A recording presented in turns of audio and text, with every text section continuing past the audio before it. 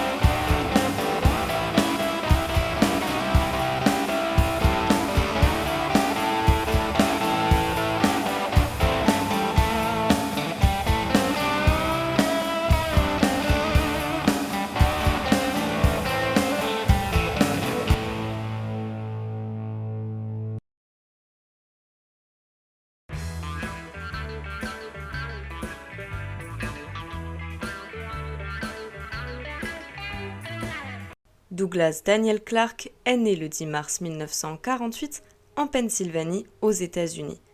Il est le troisième fils d'une fratrie de 5 enfants. Son père, Franklin Clark, étant officier dans la Navy, la famille déménagera fréquemment pour suivre les déplacements professionnels du père de famille.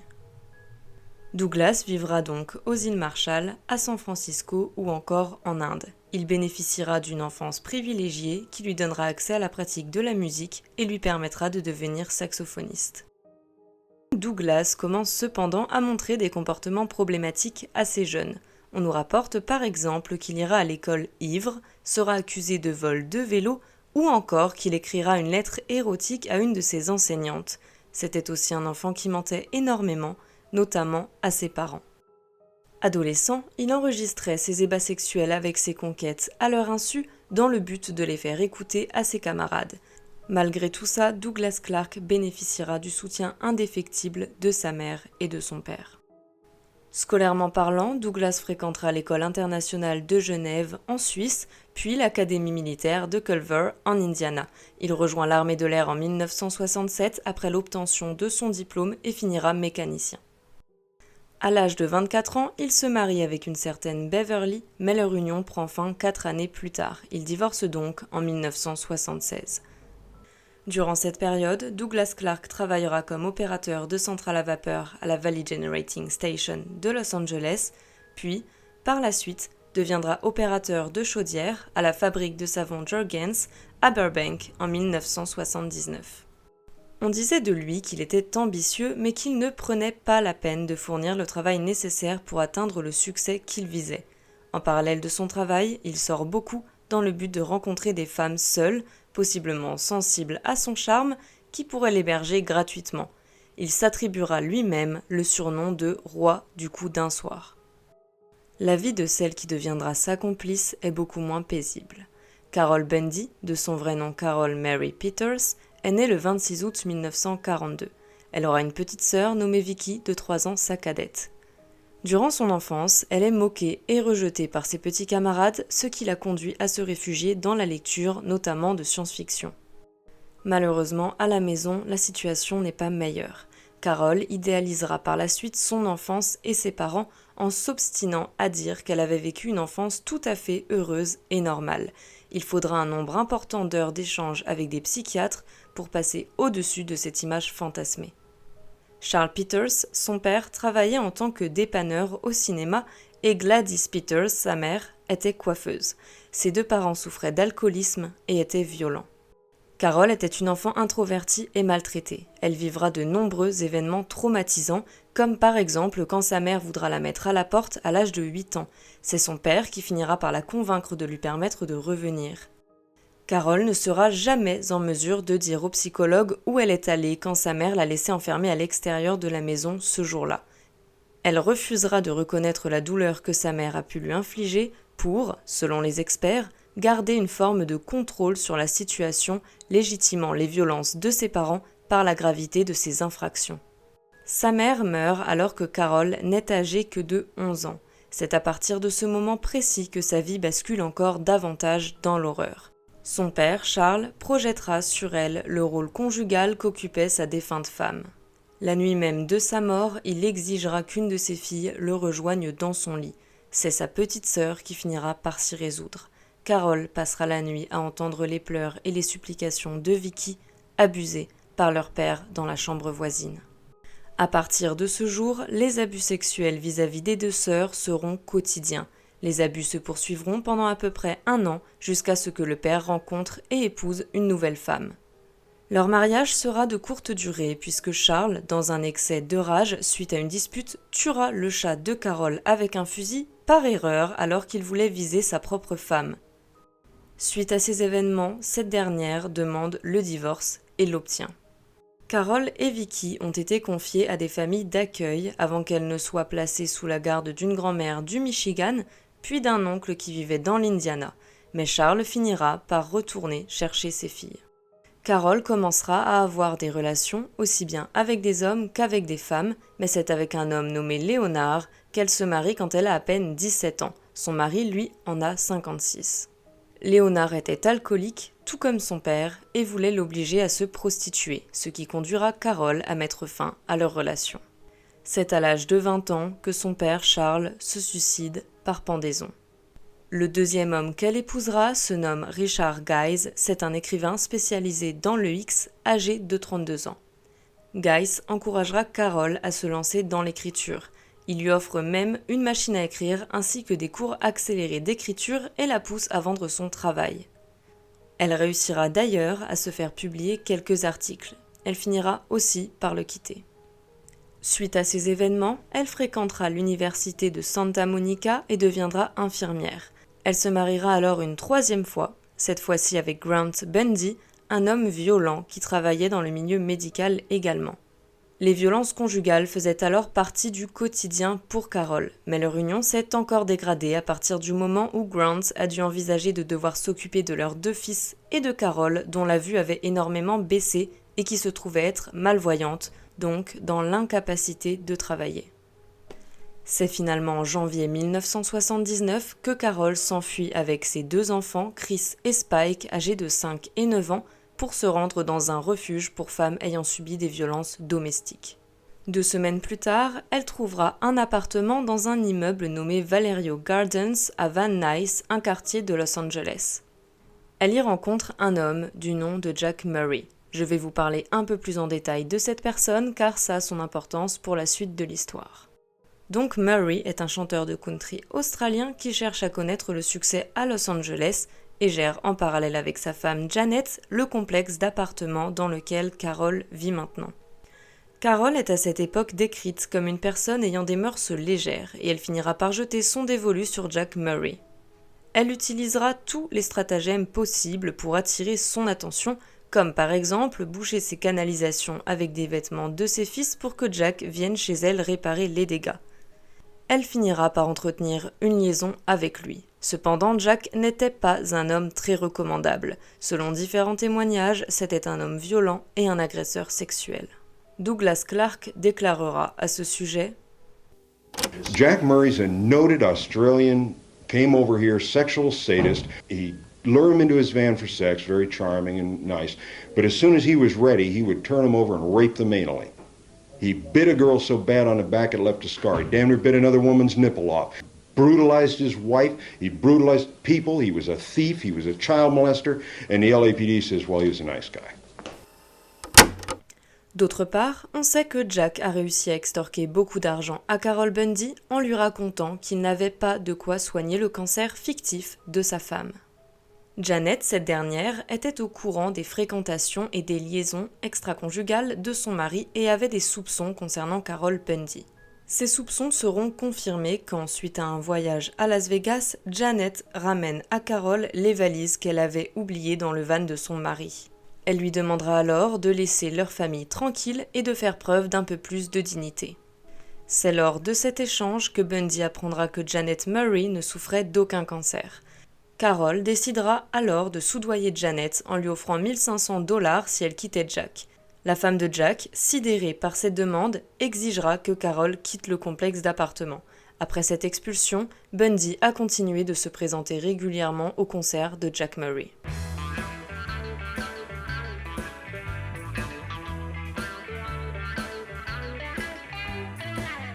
C'est donc au Little Nashville, le bar où se produit Jack Murray, que Carol Bundy rencontre Douglas Clark en cette fin d'année 1979. Très vite, ils emménageront ensemble. À cette période, Clark jettera son dévolu sur une petite fille du voisinage de 11 ans. Bundy l'aidera à la mettre en confiance pour qu'elle pose pour des photos pédopornographiques. Clark finira même par entretenir des relations sexuelles avec elle en la payant avec des cadeaux pour qu'elle garde le silence. Il partagera peu à peu avec Carol Bundy ses fantasmes morbides qui consistaient à tuer une femme pendant un rapport sexuel et ressentir ses contractions vaginales pendant qu'elle décède. Il réussira à convaincre Bundy de se procurer 2 pistolets. Le 16 mai 1980, elle va donc acheter des Ravens automatiques de calibre 25. C'est le 11 juin suivant que Clark passe à l'acte. Il récupère sur le Sunset Strip de Los Angeles 2 demi-sœurs, Gina Murano, 15 ans, et Cynthia Chandler, 16 ans. Il oblige alors l'aînée, Cynthia, à lui faire une fellation pendant que sa sœur attendait sur les sièges arrière. Là, il tire dans la tête de Gina, la cadette, avant d'abattre sa grande sœur de 2 balles. Il décide alors de se rendre dans un garage qu'il louait à ce moment-là afin de pouvoir abuser des corps des 2 jeunes femmes. Il finira par se débarrasser des cadavres sur la Ventura Freeway, une autoroute qui passe près de Los Angeles. Les 2 sœurs seront retrouvées le lendemain, soit le 12 juin vers 13h, suite aux appels de Carol Bundy qui avait admis avoir connaissance des meurtres mais n'a pas souhaité fournir d'informations quant à l'identité de l'auteur. Gina portait un haut rouge, Cynthia quant à elle une combinaison rose qui avait été arrachée sur toute la longueur de la jambe et jusqu'à l'entrejambe. Les premières constatations relatives à l'état partiellement dévêtu des corps ainsi que des vêtements déchirés sous-entendaient la perpétration d'actes nécrophiles. Gina présentait donc une blessure par balle à la tête et Cynthia avait reçu une balle dans la tête également ainsi qu'une autre à bout portant dans la poitrine. Le corps de Cynthia présentait une lividité particulièrement marquée. Pour ceux qui ignorent ce qu'est la lividité cadavérique, c'est un phénomène causé par l'arrêt de la circulation sanguine suite à la mort. Le sang qui serait normalement en mouvement devient dépendant de la force gravitationnelle et s'accumule donc dans les zones du corps en contact avec le sol. On pourra alors constater l'apparition d'ecchymoses. Ces marques fournissent aux enquêteurs des informations cruciales quant à la position des victimes lors de leur décès. C'est donc cette lividité sur le corps de Cynthia Chandler ainsi que l'absence de sang sur les lieux de la découverte qui ont indiqué aux forces de l'ordre que les 2 femmes avaient été tuées ailleurs et déplacées là où on les avait trouvées. Au moment de la découverte, aucune des 2 victimes ne portait de carte d'identité sur elle. On a donc été contraint de les enregistrer sous le nom de Jane Doe jusqu'à ce que les membres de la famille se manifestent. C'est finalement Angelo Murano, père de Gina et beau-père de Cynthia, qui a été contraint d'identifier les corps à la morgue. Le 20 juin 1980, Carol Bundy accompagnera pour la première fois Douglas Clark dans ses meurtres. Ils se rendent ensemble sur le strip à la recherche d'une prostituée et c'est près de Hughes Market sur Island Avenue qu'ils voient une jeune femme blonde d'à peu près 17 ans portant des Santiago, une petite robe marron et un boléro avec des cœurs rouges. Il leur faudra plusieurs tentatives pour attirer son attention et pour qu'elle accepte de monter dans la voiture. C'était Carol Bundy qui était chargée de la mise à mort, mais finalement c'est Douglas Clark qui l'abattra d'une balle dans la tête. Ils abandonneront alors son corps dans des buissons près du parc d'attractions Magic Mountain. Le corps de celle qui se faisait appeler Cassie ne sera retrouvé que le 3 mars 1981. Suite à cette expérience, Douglas dira à Carol que s'il se faisait arrêter, il endosserait la totalité des responsabilités de leur crime dans le but qu'elle soit remise en liberté. C'est le 23 juin, soit 3 jours après le précédent meurtre, que Clark s'en prend à 2 nouvelles victimes. Il fait d'abord monter dans sa voiture Exie Wilson, une jeune travailleuse du sexe. Tout comme Cynthia Chandler, il la tue d'une balle en pleine tête alors que cette dernière est en train de lui faire une fellation. Quand il tire, le corps de sa victime a une réaction réflexe et le mord, ce qui le met très en colère. Il se rend alors sur un parking vide, sort un couteau de ce qu'il appelle son sac à tuer, un sac que Carol avait assemblé contenant des couteaux, des serviettes en papier, un flacon de produits nettoyants, des sacs en plastique et des gants en caoutchouc, et il décapitera sa victime. À ce moment précis, il se souvient qu'une autre prostituée l'a vu partir avec Exie Wilson et pense qu'il faut donc se débarrasser de tout potentiel témoin. Il retournera donc sur le strip, retrouvera la femme en question, une certaine Karen Jones, la fait monter à son tour avant de la tuer d'une balle dans la tête, puis de se débarrasser de son corps à la vue de tous. Clark décide de garder la tête de Wilson et la conserve dans son congélateur. Carol Bundy prendra part à ses fantasmes en maquillant le visage de la victime dans le but de rendre la tête plus attrayante en tant que jouet sexuel pour son conjoint. Clark se servira de la tête d'Exie Wilson pour assouvir ses pulsions nécrophiles en pratiquant du sexe oral avec sous la douche. C'est finalement le 24 juin, soit le lendemain, que le corps de Karen Jones est retrouvé derrière un steakhouse à Burbank. Karen était une jeune femme de 24 ans qui avait dû abandonner ses études malgré l'obtention d'une bourse à cause d'une grossesse imprévue et qui avait basculé dans la prostitution pour subvenir à ses besoins ainsi qu'à ceux de son fils. Le même jour, le corps de Wilson sera lui aussi retrouvé près d'une benne à ordures dans une ruelle de Studio City. Le 27 juin, après avoir soigneusement nettoyé la tête d'Exie Wilson avec du détergent dans l'évier de la cuisine, Bundy et Clark abandonneront la tête dans une boîte en bois ornée, enveloppée dans un jean découpé et un t-shirt sur lequel il était inscrit « Daddy's Girl ». Elle sera retrouvée le lendemain dans une ruelle d'Hollywood. 3 jours plus tard, le 30 juin, on découvre une autre victime dans les bois de la vallée de San Fernando. C'est le corps momifié de celle qu'on identifiera comme étant Marnette Comer. La jeune femme est décédée des suites d'une balle dans la tête et a été éventrée. La victime avait été vue en vie pour la dernière fois le 1er juin. La mort semblait remonter à 3 semaines, ce qui fait d'elle la première victime connue de Douglas Clark.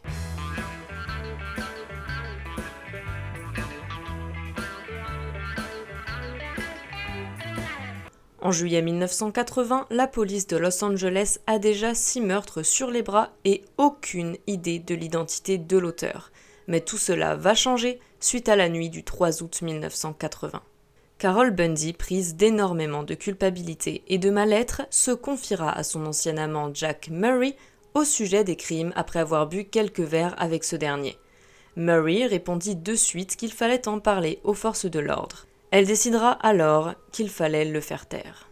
Vers 2h30 cette nuit-là, après l'avoir attiré dans sa camionnette pour avoir des relations sexuelles, Bundy tue Jack Murray de 2 balles et de plus d'une dizaine de coups de couteau dans le dos.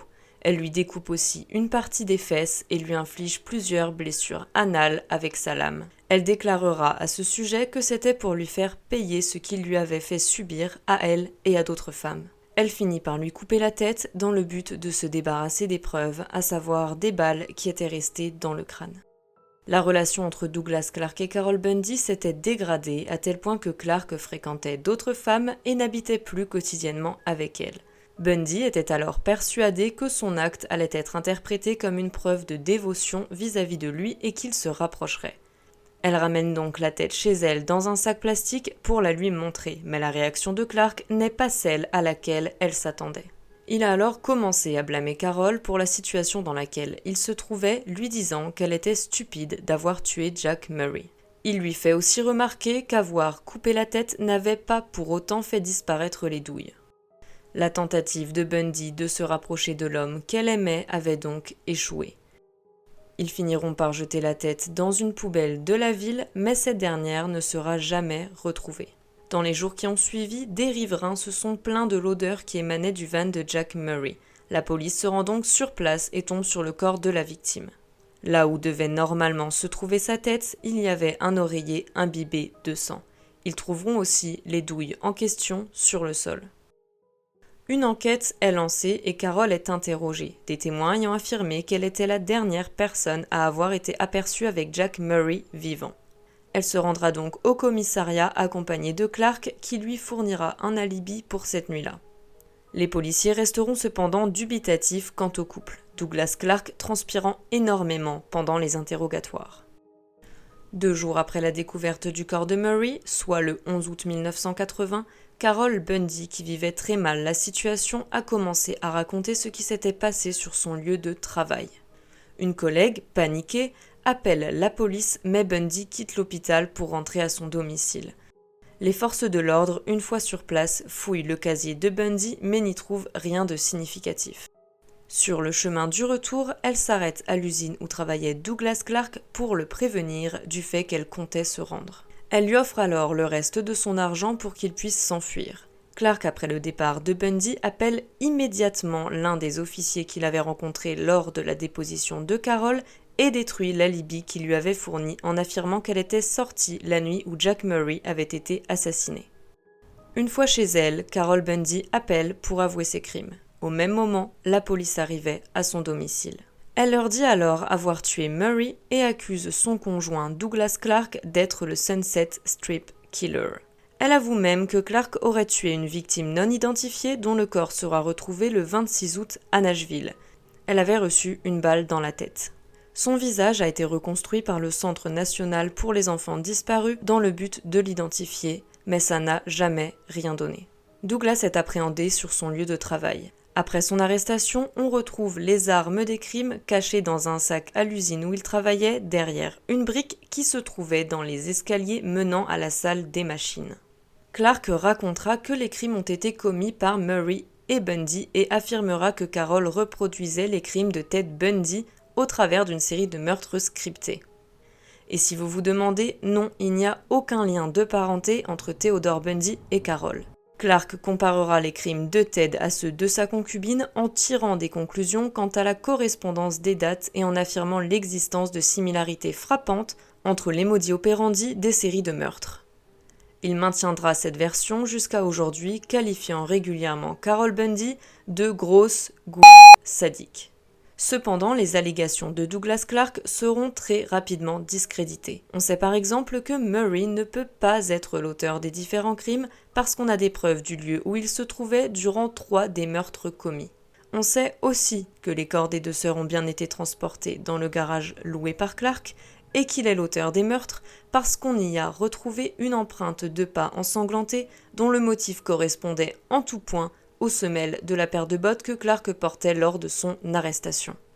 Enfin, lorsque sa voiture a été localisée et qu'on a pu l'analyser, on a remarqué des impacts de balles dans le siège conducteur et dans la banquette arrière. On a aussi retrouvé 2 balles et une douille de calibre 25 sur le sol. On a pu relever des traces de sang sur le tapis côté passager, le siège arrière droit et le tapis de sol arrière droit. Ces traces ont pu être attribuées à Karen Jones et Gina Murano. Douglas Clark persistera à clamer son innocence et niera jusqu'à l'existence d'une vraie relation amoureuse avec Carol Bundy.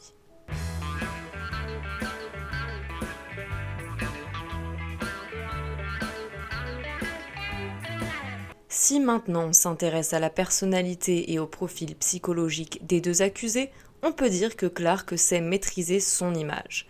Il est par exemple très fréquemment décrit comme sympathique, beau parleur, charmant, flatteur, adoptant des attitudes séductrices et raffinées et faisant preuve de sophistication. En parallèle, il est aussi dépeint comme arrogant par les personnes qui l'ont côtoyé. Les experts, quant à eux, ont décrit Clark comme narcissique, rabaissant les autres avec un certain sens de grandeur. Il présentait également des traits antisociaux et semblait faire preuve d'un fort déni concernant ce qui n'allait pas chez lui. On lui a apparemment diagnostiqué un trouble de la personnalité, un certain nombre de troubles psychosexuels et de la paranoïa. On a également évoqué la présence de comportements psychotiques. Concernant les rapports des 2 auteurs, on peut clairement voir que Clark a l'ascendant sur Bundy, dans leur relation générale comme dans leur parcours criminel. On sait que leur passage à l'acte découle initialement des pulsions de Clark qui va ensuite convaincre Bundy de participer. Il lui dit d'ailleurs dès le début de leur relation qu'il veut une femme prête à tuer pour lui. Comme on l'a vu, Carol Bundy n'a pas du tout eu le même vécu que Douglas Clark. C'est une femme qui a été longtemps abusée physiquement, psychologiquement et sexuellement par son père et par d'autres hommes. La situation abusive de Carol Bundy et le fait que son père soit son premier agresseur n'est malheureusement pas un cas isolé puisque l'on sait que dans les cas d'abus sexuels incestueux ou intrafamiliaux, c'est le père biologique ou du moins celui qui occupe la figure paternelle au sein de la famille qui, dans la majorité des cas, est l'auteur. Si on se base sur la littérature scientifique dans le domaine de la psychologie, On sait que l'exposition à des maltraitances infantiles augmente considérablement la probabilité de s'engager dans des comportements violents et même criminels dans le futur. On sait aussi que cette probabilité augmente de concert avec la multiplication des formes de maltraitance. Autrement dit, plus on est confronté à des formes de maltraitance variées, plus on a de chances de développer des comportements criminels dans le futur. Des auteurs ont démontré que les personnes confrontées à des abus sexuels infantiles sont plus susceptibles de commettre un crime que celles qui n'y ont pas été exposées. Et certains chercheurs vont encore plus loin en affirmant que les abus sexuels forment les plus importants prédicteurs de comportements criminels chez les femmes. Toutes ces données du domaine de la recherche sont plus ou moins illustrées au travers du cas de Carol Bundy. On peut dire qu'elle a vécu des éléments fragilisants qui auront un impact sur ses actes et sur ses dynamiques relationnelles. On voit par exemple que bon nombre des hommes qu'elle a pu fréquenter étaient des personnes violentes et ou alcooliques comme ses parents et qui d'une manière plus ou moins directe la plaçaient dans une position de reproduction. D'autre part, on connaît la tendance à la revictimisation ou le phénomène de victimisation à répétition. J'en ai parlé dans ma vidéo sur Robert Black, si ça vous intéresse, je vous la mets dans le petit i. En bref, la victimisation multiple renvoie au fait que pour une personne qui a déjà été dans une position victimologique, la probabilité d'être victime à nouveau est 7 fois plus élevée. On peut aisément comprendre que Carol Bundy a toujours été naïve dans ses relations amoureuses et a adopté une position de soumission face à ses partenaires. Par exemple avec Clark, elle multipliera les efforts pour lui plaire et se rapprocher de lui, mais ça s'avérera toujours insuffisant. Elle sera totalement dévouée et s'inscrira dans une dynamique de contentement de l'autre en permanence. Par exemple, avec Murray, elle acceptera ses autres relations, elle passera au-dessus d'abus sexuels et lui offrira plusieurs dizaines de milliers de dollars sur sa demande.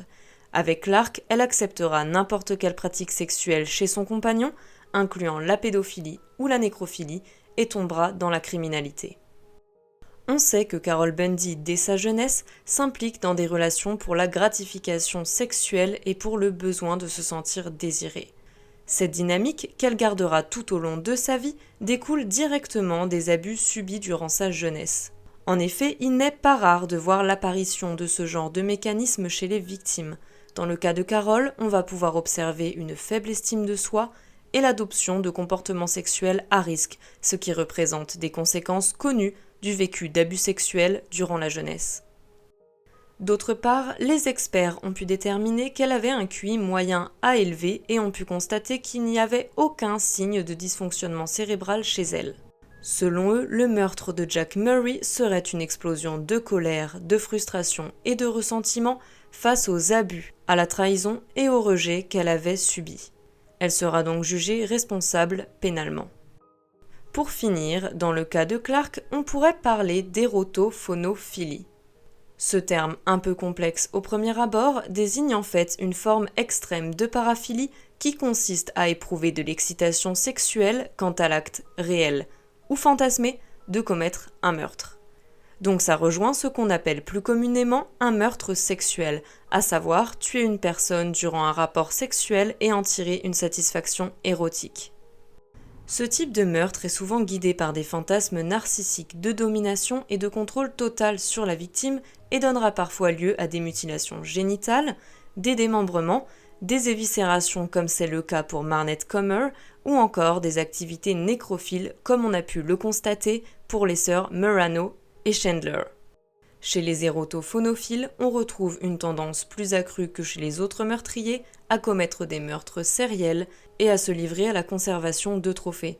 On retrouve ces points chez Clark. On sait notamment qu'il a gardé des sous-vêtements de certaines de ses victimes.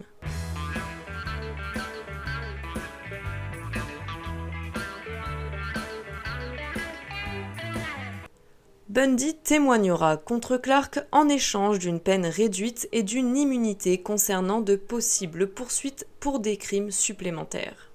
Elle sera accusée de 2 meurtres, celui de Murray et de la victime non identifiée. Elle plaide coupable et est condamnée le 31 mai 1983 à la réclusion criminelle à perpétuité avec 52 années de sûreté. Bundy est transféré à la California Institution for Women à Frontera et décédera d'une insuffisance cardiaque le 9 décembre 2003 à l'âge de 61 ans. Douglas Clark, quant à lui, sera accusé de 6 meurtres. Il nuira à sa propre cause en souhaitant assurer sa défense seul, sans avocat, et en se laissant aller à quelques crises de colère et disputes avec le juge durant son procès. Sa défense sera essentiellement basée sur le fait de blâmer Bundy et d'affirmer avoir été manipulé. On lui reprochera d'avoir détruit toute possible crédibilité aux yeux du jury. Le 28 février 1983, il est condamné à la peine capitale.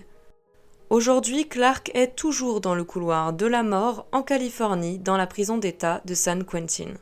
Depuis, il a déclaré être vexé de ne pas recevoir autant d'attention que d'autres tueurs en série qui sont incarcérés là-bas avec lui.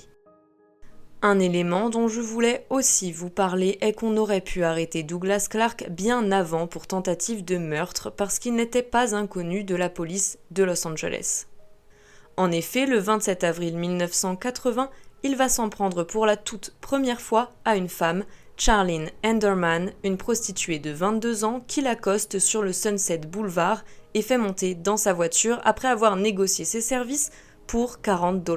Il la poignarde alors à plusieurs reprises, mais elle réussit à retenir la lame et à sortir de la voiture avant qu'il ne la tue. Elle identifiera Douglas Clark par la suite, mais ce dernier ne sera pas condamné. J'espère très sincèrement que cette vidéo t'a plu. Si c'est le cas, tu peux me le faire savoir en likant mon travail, en commentant et en t'abonnant à la chaîne sans oublier d'activer les notifs. Tu peux aussi partager un maximum, ça m'aiderait énormément. Moi je te dis à très bientôt pour un nouveau profil. Prends soin de toi.